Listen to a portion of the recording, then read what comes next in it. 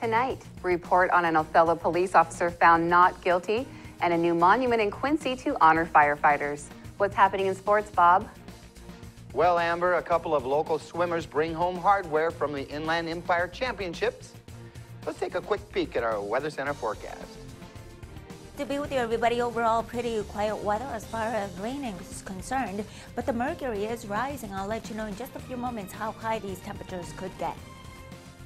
I'm Amber Jinks, and we have all this and much more on iFIBER 1 News.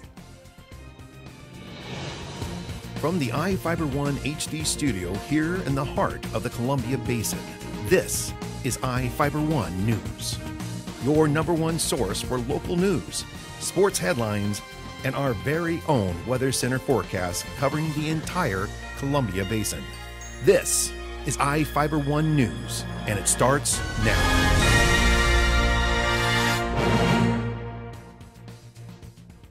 An Othello police officer was found not guilty of committing a crime during a December 10th off-duty dispute with 3 men. A jury in Adams County Superior Court recently found Officer David Mullen not guilty of assault in the 4th degree and disorderly conduct. Police Chief Phil Shank said Mullen is returning to duty after he was placed on paid administrative leave, but still faces an internal investigation and possible departmental discipline. Mullen was accused of provoking a fight with 3 gang members while off-duty on December 10th outside a home on South 3rd Avenue. He and 2 other officers had left a bar and were walking to buy beer. During a confrontation with a gang member, one claimed Mullen punched him in the face and attempted to punch another man. Mullen claims the other man punched him first. Grant PUD commissioners finalized a settlement agreement with Crescent Bar residents, allowing people to stay on the island. Reporter Devin Higgins has the details. All those in favor of the motion, please signify by saying aye. Aye. Opposed? Aye. The motion carried. The Grant PUD commissioners voted Tuesday to finalize a settlement agreement with the residents of Crescent Bar Island and to also keep its golf course in the utilities public recreation development plan for the island. The settlement resolves a lawsuit filed by residents against the PUD in 2011 and establishes a new lease which runs until 2052. U.S. District Court Judge Justin Quackenbush urged both sides to pursue a settlement during the litigation process, and the agreement has taken more than a year to resolve. Board President Dale Walker cast the lone dissenting vote for the settlement, saying he had reservations about the island's residents following through on their end, which calls for upgrades to wastewater treatment and fire safety infrastructure. Again, I'm going to vote no on the motion, but it's with a little bit of a heavy heart, but I'm very concerned about whether or not the people at Crescent Bar will do what they say they will do. Commissioner Tom Flynn voted with Walker against keeping the golf course in the public recreation development plan, saying residents have other options for golf in the Grant County area. In Ephrata, Devin Higgins for iFIBER 1 News. A woman and 4 foster children escaped an early morning house fire Tuesday east of Quincy. Grant County Fire District 3 firefighters responded to a structure fire reported in the 14,000 block of State Route 28.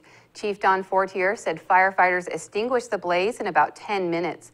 The woman and foster children were not injured. They had to be relocated because of the smoke and fire damage to the home's interior. The fire started in the back of the house and spread to the attic. The cause of the blaze is under investigation. A new restaurant in Moses Lake is offering fresh seafood and nightlife entertainment. Reporter Jeff Chu spoke with the owner and has the story. There's a new place in Moses Lake that caters to seafood lovers. Old Doghouse Restaurant and Lounge recently opened at 417 West Broadway Avenue. Co-owner and chef Todd Green explained why he's specializing in fish and shellfish meals. When I came here, I kind of started looking around for maybe a place to do a seafood restaurant, or actually it was going to be just a regular restaurant, and we decided seafood once we got here after running around and noticing that there wasn't really any place to get good seafood. Green says he will buy fresh fish and shellfish from Western Washington sources and Alaska. The restaurant seats up to 45 people for lunch and dinner, and the lounge seats up to 10. Entertainment will be dished up as well with karaoke and open mic and dance nights. Old Doghouse will offer comedy acts every couple of months. Old Dog House is open from 11 a.m. to 2 a.m. Tuesday through Saturday. I'm Jeff Chu for iFIBER 1 News. Now we take a look at people being sought by law enforcement. This is Sheriff Tom Jones with the Grant County Sheriff's Office. Each of the people you see here have a warrant for their arrest. If you see any of these people, we ask you do not attempt to detain or apprehend them, but call us at 509-762-1160 or send us an email at crimetips@co.grant.wa.us. If the person is presenting a danger, call 911. With your help, we can bring these people to justice and make our community safer. We'll be back right after this.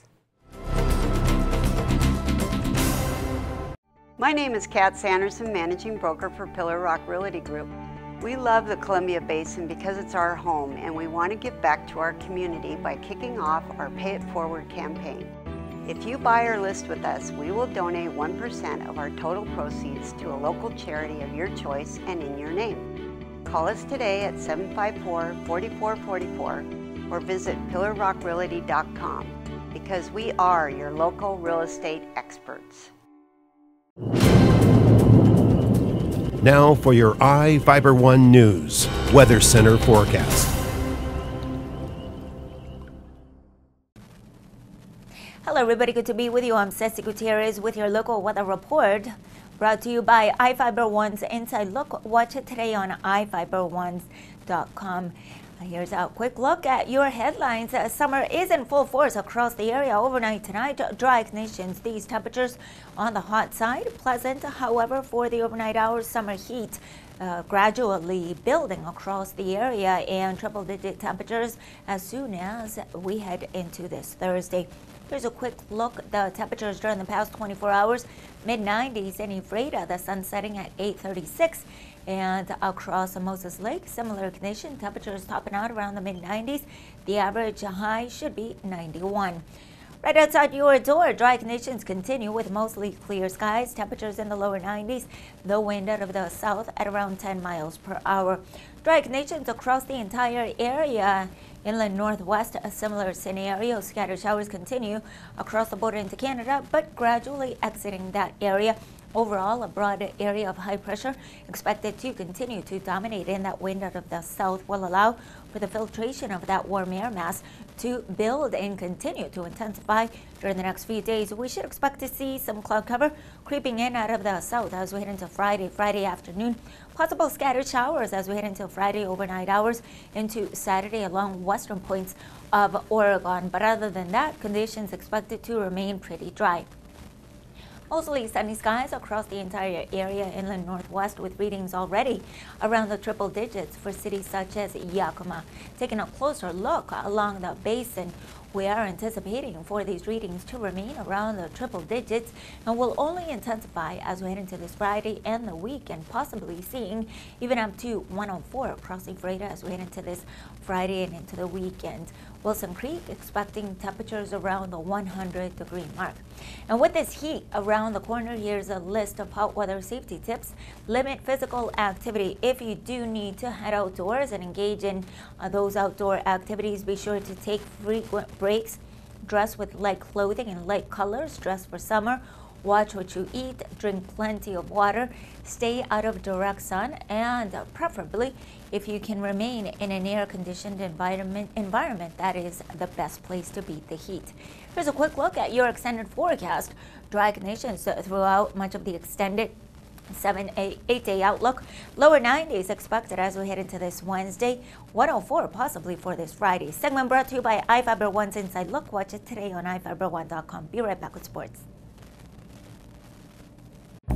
To save some energy, I've used Einstein's mass energy equivalents to design the haptic suits you see in front of you. They will maintain our core body temperature while we completely turn off our heat and air conditioning. With the money we save on our Grant PUD bill, I'll be expecting that trip to Disneyland this year. You don't need to be a super genius to save energy and money. Visit grantpud.org to learn how. 13-year-old Eric Kemper and 12-year-old Dylan Bond turned in outstanding performances at the Inland Empire Championships, making it into the finals in each event they entered. The 2 unattached swimmers from Moses Lake were among 450 who competed in the annual competition in Spokane. Kemper earned a silver medal with a second-place finish in the 200 fly. He brought home bronze with a third-place finish in the 100 fly. Kemper also placed 6th in the 50 freestyle with a time of 28.98 seconds. Bond's best finish and best time was in the 400 free, where he touched 3rd at 4 minutes 29.97 seconds, earning a bronze medal. Bond also placed 7th in the 100 free and 8th in the 200 free. The Apple Sox opened up a 3-game road series with a 6-4 win at Kelowna last night. Wenatchee held a 3-1 lead through 3 innings. The Apple Sox added 1 in the 4th and 2 in the 5th to break open a close ball game. The Falcons hung 2 on the board in the home half of the 6th to get back in it. Kelowna tacked on a run in the bottom of the 7th, but were held at bay over the last 2 innings by Dustin Hamilton, who came on in relief of starter Zach Haggett. Haggett gave up 3 runs off 4 hits in 6 innings of work to pick up the win. Hamilton recorded the save. Nick Nyquist led the offensive attack for the Sox, going 2 for 4 at the dish with an RBI and 2 runs scored. Hunter Wells goes after his 7th win of the season when he takes the hill tonight for the 2nd game of the series. Well, another Seahawk wants more money. This time it's hard-hitting safety, strong safety Cam Chancellor. According to NFL.com, Cam is considering holding out of camp if he's not given more guaranteed money. Chancellor signed a 5-year extension in April of 2013 worth $35 million with $17 million guaranteed. After this season, he is due a base salary of $4.5 million with no guaranteed money. Chancellor turned 27 in April and is entering his 6th NFL season. If Cam decides to hold out of training camp, he will be subject to a $30,000 a day fine. Training camp starts this Friday. The Seahawks play the Denver Broncos in their preseason opener, August the 14th. Well, check out this goal by Barcelona's Luis Suarez in the match versus Chelsea. CNN has it as their play of the day. Matthew sends it in, given right back. Suarez, empty net, cleared off the post. Smooth a goal. The entire ball didn't cross the line despite that effort from Zuma. 1-1. There's the little chip. Zuma, nothing he could do there. Yeah, you can see it. At least from that angle, it looks like it's over the line. We'll be back after this break.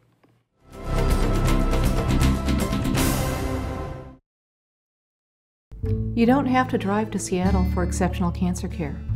Confluence Health's cancer program delivers world-class care close to home. We have a highly experienced oncology team in a state-of-the-art facility, and we're a member of the Seattle Cancer Care Alliance, which gives our patients access to world-renowned therapies developed at Fred Hutchinson, the University of Washington Medicine, and Seattle Children's. Together with the SCCA, we're delivering world-class cancer care close to home.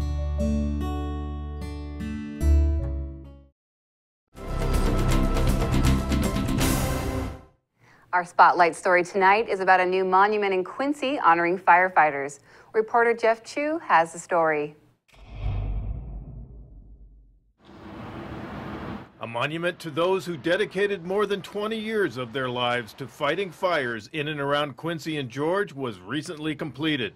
It comes at a time when the wildfire season of 2015 is shaping up to be the worst on record in Grant County Fire District 3. That gives the monument all the more meaning. You know, to be real honest with you, I've never seen a summer like this. I've never seen a summer like this. So several of them are human caused, and a wind event comes along with it, and we usually don't have a big fire unless there's wind pushing it. The Frenchman Hills Interstate 90 fire was the most recent blaze that closed Interstate 90. The other 2 wildfires of significance this summer were at Monument Hill and Beasley Hills. That's approaching 5,000 acres turned into ash and sand by wildfires in District 3 this summer. And it's only July. Don Fortier has been District 3 chief for 12 years, but his firefighting career spans 40 years. The 3-year-long monument project at the District 3 station on Central Avenue in Quincy lists the names of more than 40 firefighters who gave their community more than 20 years as volunteers. Fortier says the monument was created by a number of volunteers with thousands of dollars in community and business donations supporting it. Probably 30 folks in the fire district that were some part or the other worked on it. And a lot of outside help too. We've had a mason came in and laid up the block. We had a lot of corporate sponsorship for the granite. There's a lot of people just helped out in many different ways. The fire chief shared how the monument idea came about. I think it was just kind of a department idea that we wanted to see that happen and recognize. A lot of us had parents or uncles and aunts that were founding fathers of this fire district and neighbors, and we just wanted to make sure that everybody's recognized. And devoting 20 years to an organization in the fire, like the fire service, is something that should be recognized, and that was our goal. The corner of the property was reserved for such a monument when the station was built. Fire District 3 has more than 80 volunteer firefighters scattered over 7 fire stations in the district. Fortier says benches and a picnic table are expected to be added as finishing touches to make the monument inviting to visitors who might want to stop for lunch. Fortier summed up the appreciation behind the monument. It's nice that we can recognize the folks that have spent so much time and have given so much of their time and energy towards the fire, protecting the people of this community. I'm Jeff Chu for iFIBER 1 News. We'll be right back after this. The new flamethrower cheeseburger now with a $5 lunch. I'm going flamethrower today. Remember what happened last time? I'm going flamethrower today. Gary, do you remember what happened last time? I'm going flamethrower today. Remember what happened last time? Comes with a Sunday now. I can handle it. You know your body, Gary. Go flamethrower. Now the DQ $5 lunch comes with the new jalapeno bacon flamethrower cheeseburger, plus fries, drink, and a sundae. This is fan food, not fast food. Welcome back. Grant County Mosquito Control District 1 officials found 42 mosquito samples with West Nile virus so far this year. The amount of mosquito samples found with the disease increased from the 34 samples found during the 2014 mosquito season. The State Department of Health received reports of 1 person and 1 horse in Benton County contracting the illness. There are no reports of any person or horse contracting the disease in Grant County. People older than 50 and people with compromised immune systems are at the highest risk for contracting the disease. The risk for healthy people contracting the disease is low. A transient allegedly stole $2,000 in power tools from an open garage while the victims were at home. Prosecutors charged Terry Osborne, a 29-year-old man, in Grant County Superior Court with residential burglary and possessing stolen property. Osborne allegedly went into an open garage in South Sandalwood Place and loaded a backpack and a cooler with 2 drills, 7 batteries, tackle box, and other items. The victim's daughter reportedly went into the garage and found Osborne stealing the items. He allegedly fled the home on a bicycle to a Hill Avenue residence where he tried to sell the items for $40. Officers tracked Osborne to the residence and found him hiding in a bathtub. The Grant County Economic Development Council's executive director is the new chair of the Washington Economic Development Association. Jonathan Smith was named chair-elect after 2 years as the association's vice chair. The Washington Economic Development Association is a statewide nonprofit organization committed to the development of economic and employment opportunities in Washington. Smith has been the Grant County EDC for 10 years and joined the state organization in 2005.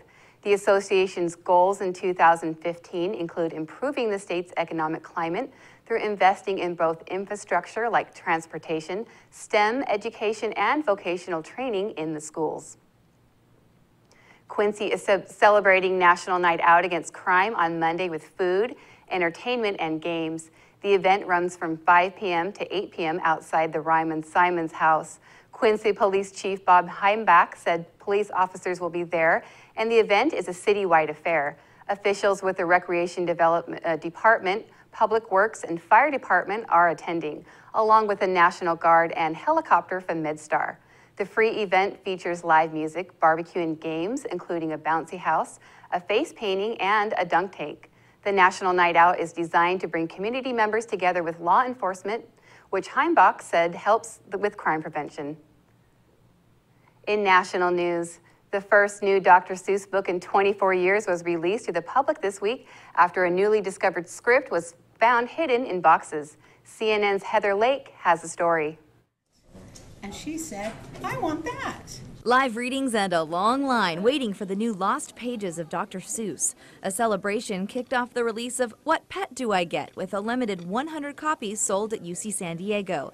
The book already taking a #1 spot on Amazon's list of bestsellers. Well, I grew up with Dr. Seuss. My mom read it to me. I read it to my kids. It keeps me young. Well, he is all over the animals. We have a cat at home and he asks everybody, you know, do you have a pet? What's your pet's name? This is going to probably spur a few more pets in our very near future. The newly discovered script was hidden in boxes of memories found by a longtime secretary of Dr. Seuss and his wife Audrey. I read it to her, page by page. After Theodore Seuss Geisel, or Dr. Seuss, passed in 1991, many thought his literary works of art were completed, but that wasn't the case. In 2013, Claudia went through Seuss's belongings piece by piece. And I found this story that was more complete than Audrey and I realized, so that's when we called Random House.